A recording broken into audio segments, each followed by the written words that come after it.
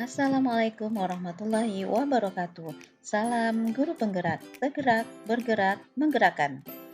Terlebih dahulu dari kelas A ini saya akan memperkenalkan fasilitator kami yaitu Bapak Indra dengan pengajar praktik Bapak Saadi Hasan dan Ibu Surtini. Ibu Bapak guru hebat, pada kesempatan kali ini kami dari kelompok 2 yang terdiri dari saya Irda Leni, Ibu Fitri Handayani, Ibu Nur Halimah, dan Ibu Rosmanidar akan memaparkan tugas ruang kolaborasi studi kasus modul 1.4 dengan tema budaya positif.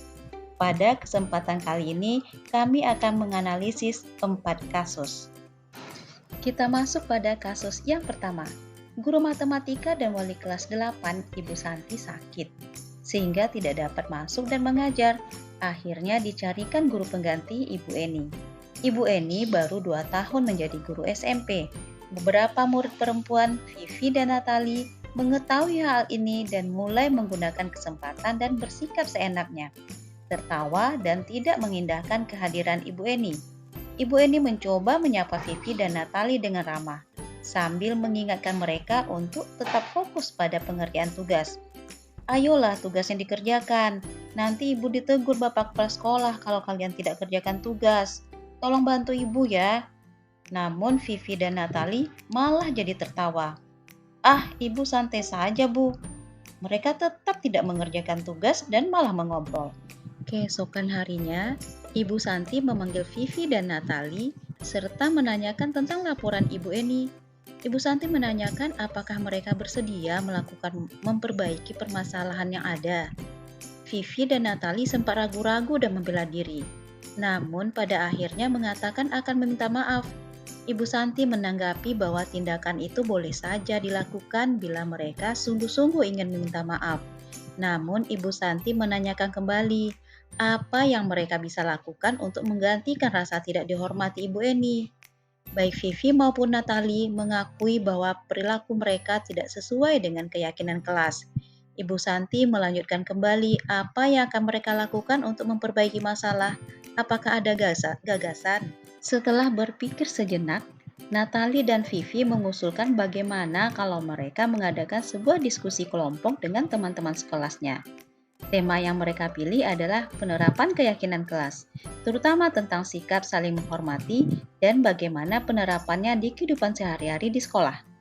Usulan kedua adalah mengirim email kepada Ibu Eni tentang gagasan mereka tersebut. Mereka pun memberitahu Bu Eni bahwa mereka telah memberitahu kepala sekolah, Pak Hasan. Bila lain waktu ada ketiadaan guru, maka mereka akan mengusulkan Bu Eni sebagai guru pengganti. Dari kasus pertama ini, ada 4 pertanyaan yang akan kami bahas. Yang pertama yaitu, dalam kasus di atas, langkah-langkah restitusi apa saja yang sudah dijalankan oleh Ibu Santi? Nah, dari kasus di atas, kita melihat bahwa Ibu Santi langsung melaksanakan langkah restitusi yang kedua yaitu validasi tindakan yang salah melalui pertanyaan yang diajukan kepada Vivi dan Natali, yaitu apakah mereka bersedia melakukan perbaikan permasalahan yang ada dan apa yang mereka bisa lakukan untuk mengganti rasa tidak dihormati Ibu Santi. Dan langkah restitusi yang ketiga yaitu menanyakan keyakinan dengan memberikan pertanyaan kepada Natali dan Vivi apa yang harus kalian lakukan untuk memperbaiki masalah ini. Pertanyaan yang kedua, menurut Anda, apakah restitusi yang diusulkan Vivi dan Natali sudah sesuai dengan pelanggaran yang telah dibuat? Menurut kami, restitusi yang diusulkan oleh Vivi dan Natali sudah sesuai dengan pelanggaran yang dibuatnya. Natali dan Vivi akan meminta maaf kepada Bu Eni. Mereka mengakui berperilaku tidak sesuai dengan keyakinan kelas, sehingga untuk memperkuat keyakinan kelas pada diri mereka, mereka mengusulkan diskusi kelompok tentang penerapan sikap saling menghormati di kehidupan sehari-hari di sekolah. Apakah langkah-langkah restitusi yang telah diusulkan mereka? Nah, langkah-langkah restitusi yang telah diusulkan mereka antara lain, yang pertama, mengadakan sebuah diskusi kelompok dengan teman-teman sekelasnya. Tema yang mereka pilih adalah penerapan keyakinan kelas, terutama tentang sikap saling menghormati dan bagaimana penerapannya di kehidupan sehari-hari di sekolah. Yang kedua, mereka akan mengirim email kepada Ibu Eni tentang gagasan mereka tersebut. Mereka pun memberitahu Bu Eni bahwa mereka telah memberitahukan kepala sekolah.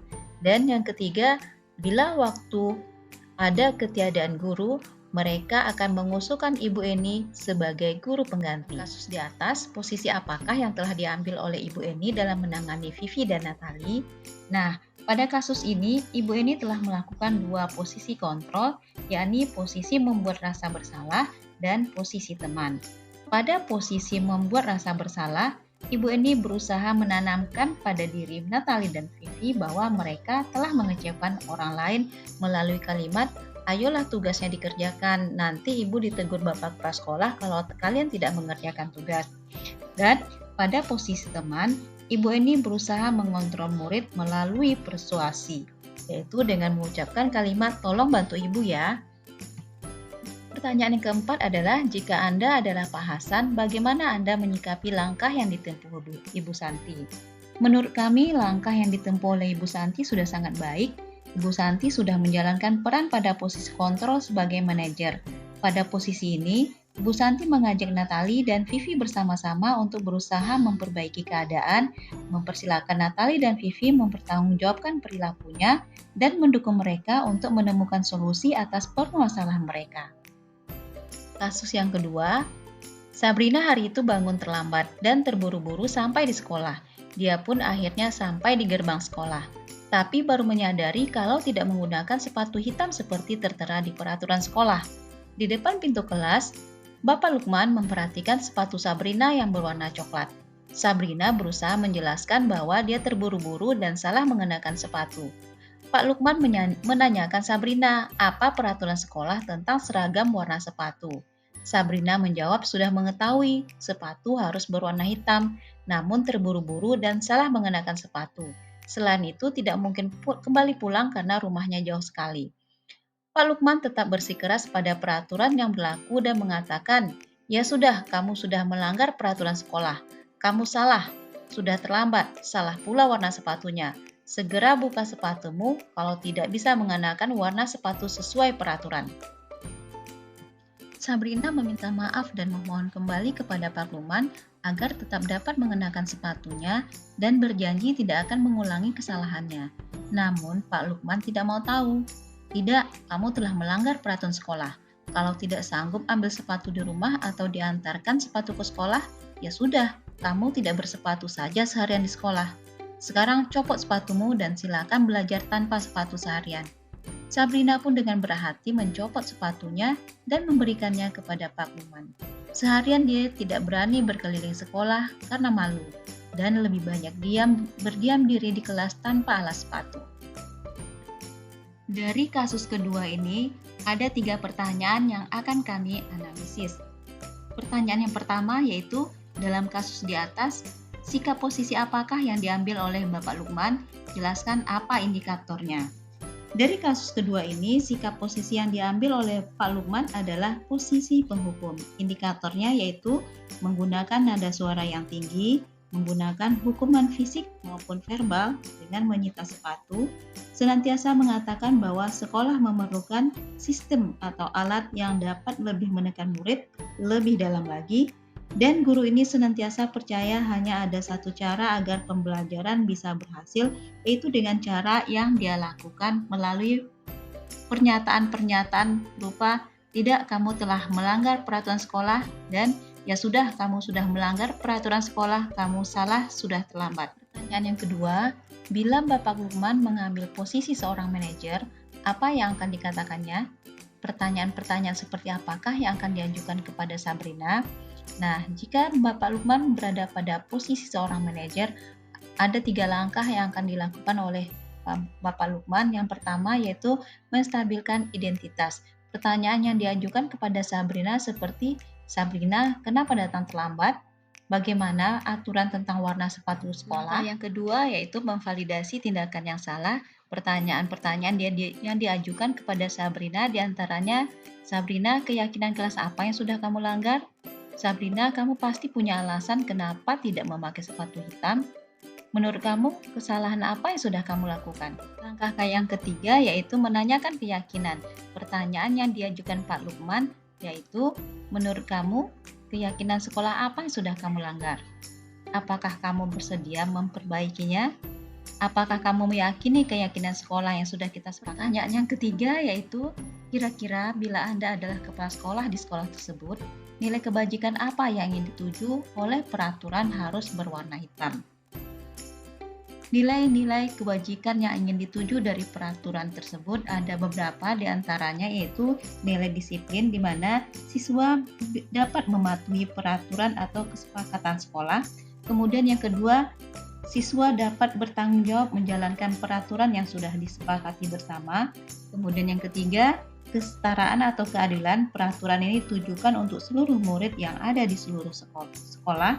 Dan yang terakhir, nilai kesederhanaan, di mana semua murid menggunakan sepatu yang sama tanpa membeda-bedakan status mereka.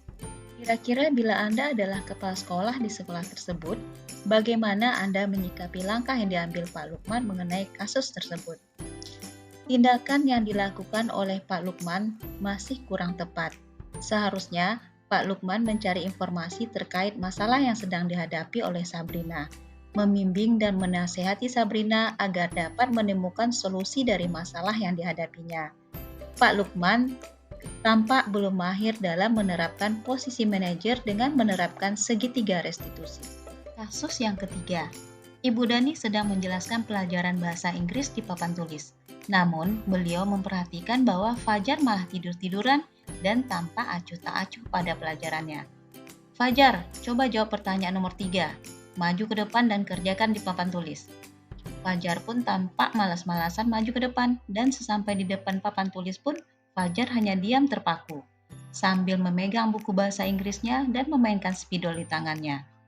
Ayo Fajar, makanya jangan tidur-tiduran, lain kali perhatikan. Sudah sana duduk kembali, kira-kira siapa yang bisa? Fajar pun kembali duduk di bangkunya. Hal seperti ini sudah sering kali terjadi pada Fajar, seperti tidak memperhatikan, acuh tak acuh, dan nilai-nilainya pun tidak terlalu baik untuk pelajaran bahasa Inggris. Pada saat ditegur oleh Ibu Dani, Fajar hanya menjawab, tidak tahu Bu. Ibu Dani pun menjawab lirih, gimana kamu Fajar? Kamu tidak kasihan sama ibu ya? Ibu sudah capek-capek mengajar kamu, tidak kasihan sama ibu. Dan Fajar pun diam. Pada kasus ketiga ini, ada 4 pertanyaan yang akan kami analisis. Pertanyaan yang pertama yaitu posisi kontrol apa yang diambil oleh Ibu Dani dalam pendekatannya kepada Fajar. Posisi kontrol yang diambil oleh Ibu Dani dalam pendekatannya kepada Fajar ada 3, yaitu posisi penghukum, di mana Ibu Dani selalu beranggapan hanya ada satu cara agar pembelajaran berhasil, yaitu cara dia, tanpa mempedulikan kebutuhan-kebutuhan yang ingin dipenuhi oleh Fajar. Posisi yang kedua yaitu posisi pembuat merasa bersalah, di mana Ibu Dani berusaha membuat Fajar merasa tidak nyaman, bersalah, dan rendah diri melalui ucapan-ucapan lembut yang disampaikan Ibu Dani. Gimana kamu Fajar? Kamu tidak kasihan sama ibu ya? Dan posisi teman, di mana Ibu Dani berusaha mengontrol Fajar melalui persuasi. Pertanyaan yang kedua yaitu membaca sikap Fajar, kira-kira kebutuhan apa yang diperlukan oleh Fajar. Kebutuhan yang diperlukan Fajar yaitu kebutuhan untuk diterima atau kasih sayang dan rasa diterima. Fajar melakukan hal tersebut karena dia tidak mendapatkan perhatian dan kasih sayang dari Ibu Dani. Terlihat dari sikap Fajar yang acuh tak acuh, nilai yang tidak baik pada pelajaran bahasa Inggris. Pertanyaan yang ketiga, bila mana Ibu Dani mengambil posisi pemantau, apa yang akan dilakukan atau dikatakan olehnya? Pertanyaan-pertanyaan seperti apa yang akan diajukan? Jika Ibu Dani mengambil posisi pemantau, maka yang akan dilakukan oleh Ibu Dani yaitu mengawasi perilaku-perilaku murid berdasarkan peraturan-peraturan dan konsekuensi atau sanksi. Pertanyaan-pertanyaan yang diajukan oleh Ibu Dani seperti, apa yang telah kamu lakukan Fajar? Fajar, kamu tahu kan konsekuensinya jika tidak memperhatikan pelajaran di kelas? Kamu tahu kan peraturan di kelas saya seperti apa, Fajar? Dan pertanyaan keempat yaitu, apabila Anda adalah kepala sekolah di sekolah Fajar dan mengetahui hal ini, bagaimana tindak lanjut Anda? Tindak lanjut yang akan kami lakukan yaitu mencari informasi tentang permasalahan antara Fajar dan Ibu Dani, mengatur pertemuan dengan keduanya dalam waktu yang berbeda, mencari titik temu permasalahan antara keduanya, bertindak dengan posisi manajer, serta berusaha untuk menyelesaikan atau menemukan solusi terbaik untuk permasalahan antara Bu Dani dan Fajar yang tentunya dengan menggunakan langkah-langkah segitiga kasus yang keempat. Anto dan Dino sedang bermain bersama di lapangan basket dan tiba-tiba terlibat dalam sebuah pertengkaran adu mulut. Dino pun menjadi emosi dan mengadakan kontak fisik, menarik kemeja Anto dengan kasar sampai 3 kancingnya terlepas. Pada saat itu, guru piket langsung melarang mereka dan membawa mereka ke ruang kepala sekolah. Ibu Suti sebagai kepala sekolah berusaha menenangkan keduanya, terutama Dino. Dino, sepertinya kamu saat ini sedang marah sekali. Mendengar itu, Dino pun mengalir bercerita tentang kekesalan hatinya. Ibu Suti pun melanjutkan bahwa membuat kesalahan adalah hal yang manusiawi dan bahwa mempertahankan diri adalah hal yang penting. Namun, meminta Dino memikirkan cara yang mungkin lebih efektif. Karena saat ini Dino berada di ruang kepala sekolah. Ibu Suti melanjutkan bertanya tentang keyakinan sekolah yang disepakati serta apakah Dino bersedia memperbaiki kesalahan yang telah dilakukan terhadap Anto. Dino pun akhirnya perlahan mengangguk. Kemudian Ibu Suti balik bertanya kepada Anto, hal apa yang bisa dilakukan Dino untuk memperbaiki masalah? Anto menjawab, saya perlu kancing saya diperbaiki, Bu. Ibu saya akan sangat marah kalau melihat kancing baju saya sampai copot 3 kancing begini. Ibu Suti pun kembali bertanya kepada Dino, apakah yang akan dia lakukan untuk menggantikan 3 kancing Anto yang terlepas. Dino berpikir sejenak, namun menjawab, wah tidak tahu Bu, saya lem kembali mungkin ya Bu. Ibu Suti berpikir sebentar dan menanggapi, kalau dilem akan mudah terlepas kembali Dino. Bagaimana kalau kamu menjahitkan saja? Bersediakah kamu? Dino tanpa ragu-ragu dan menanggapi, menjahit. Mana saya tahu bagaimana menjahit, Bu? Ibu Suti meneruskan, apakah kamu bersedia belajar menjahit? Dino berpikir sejenak, memandang ke meja Anto dan menanggapi, yang mengajari saya siapa, Bu? Dengan cepat Ibu Suti menjawab, Pak Ivan, guru tata busana. Dino kembali diam sejenak, memandang ke meja Anto yang tanpa kancing. Akhirnya Dino mengangguk tanda menyetujui dan sepanjang siang itu Dino belajar menjahit dan memperbaiki kemeja Anto.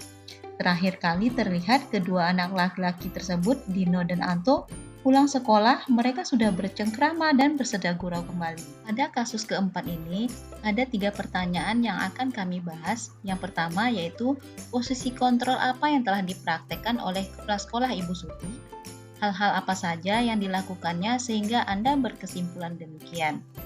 Menurut kami, posisi kontrol yang sudah dipraktekkan oleh kepala sekolah Ibu Suti adalah posisi manajer karena ketiga langkah restitusi dilaksanakan dengan baik dalam menyelesaikan masalah antara Anto dan Dino. Pada langkah menstabilkan identitas, Ibu Suti berusaha mengubah identitas Dino yang telah melakukan kesalahan. Ibu Suti membantu Dino menjadi lebih tenang dan mengembalikan suasana hati menjadi lebih baik sehingga proses penyelesaian masalah bisa dilakukan. Pada langkah validasi tindakan yang salah, Ibu Suti berusaha menerima tindakan yang dilakukan Dino tanpa menghakiminya dan memahami alasan Dino melakukan hal tersebut. Dan pada langkah menanyakan keyakinan, Ibu Suti mulai menghubungkan antara tindakan yang dilakukan oleh Dino dengan kesepakatan sekolah atau kelas yang ia yakini. Pertanyaan yang kedua yaitu dalam kasus tersebut, bagaimana Dino dikuatkan, bagaimana Anto dikuatkan oleh Ibu Suti. Pada kasus ini, Dino dikuatkan pada langkah menstabilkan identitas oleh Ibu Suti melalui perkataan Dino membuat kesalahan adalah hal yang manusiawi dan mempertahankan diri adalah hal yang penting. Sedangkan Anto dikuatkan oleh Ibu Suti dengan memberikan kebebasan kepada Anto bagaimana cara menyelesaikan permasalahan mereka dengan mengatakan, Anto, hal apa yang bisa dilakukan oleh Dino untuk memperbaiki kesalahan? Dan pertanyaan terakhir yaitu kira-kira nilai-nilai kebajikan atau keyakinan sekolah apa yang dituju dalam kasus tersebut? Di antara nilai-nilai atau keyakinan sekolah yang dituju dalam kasis tersebut diantaranya adanya saling menghormati dan saling menghargai, karena Dino meyakini bahwa dia harus menghormati teman-temannya. Adanya rasa tanggung jawab, di mana semua tindakan yang dilakukan harus dapat dipertanggungjawabkan, peduli dengan apa yang menimpa temannya, dan mampu secara mandiri memperbaiki kesalahan yang dilakukannya.